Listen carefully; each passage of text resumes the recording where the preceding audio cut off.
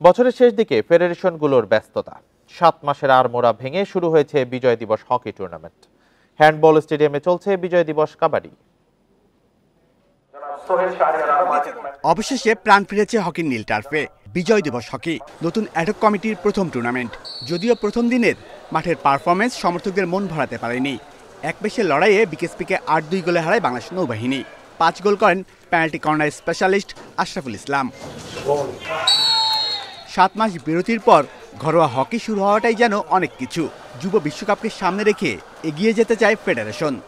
আমরা সাধারণত করি 2 মাসে ক্লোজ করি, একটা কোচ দিদি কোনোভাবে জোড়াতালি দিয়ে একটা প্র্যাকটিস করাই, ওটা আমরা চাই না। আমরা চাই একটা এই যুগে যেভাবে অন্যান্য দেশের টিম তৈরি করে, যেভাবে টিম ট্রেনিং হয়, আমরা যেন ওটা ওইভাবে হয়তো পূরণটা করতে পারবো না, কিন্তু ওটার কাছাকাছি যাই, যেন আমাদের প্লেয়াররা বুঝুক যে না, ওদের ভবিষ্যৎ নিয়ে আমরা চিন্তা করতেছি। সার্ভিসেস দলগুলোর অংশগ্রহণে জাতীয় হ্যান্ডবল স্টেডিয়ামে চলছে বিজয় দিবস কাবাডি। যদিও দেখে বোঝার উপায় নেই।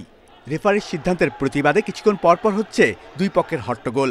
ধৈর্যের পরীক্ষা দিচ্ছেন ফেডারেশন কর্তারা। দেশের এই ক্রাইসিস মুভমেন্টে 6 মাস 7 মাস পরে কোর্টে খেলা আসছে, তো সেখানে কিছু ঘাটতি তো আছে, ল্যাকিং সবার আছে। তো সেক্ষেত্রে এই কাজটুকু সবাই মিলে সমাধান করতে হবে। কেউ কাউকে দোষারোপ করে কাদা চুরি এইসব করে লাভ নাই। কাজ করতে হবে, এন্ড অফ দ্য ডে কাবাডির জন্য কাজ করতে হবে।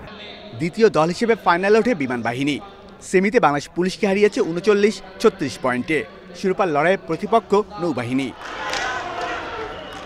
পুরুষ দল না পারলেও বর্ডার গার্ড বাংলাদেশকে 41-35 পয়েন্টে হারিয়ে ফাইনালে উঠেছে পুলিশের নারী দল। Shamim Ahmed, independent news, Dhaka.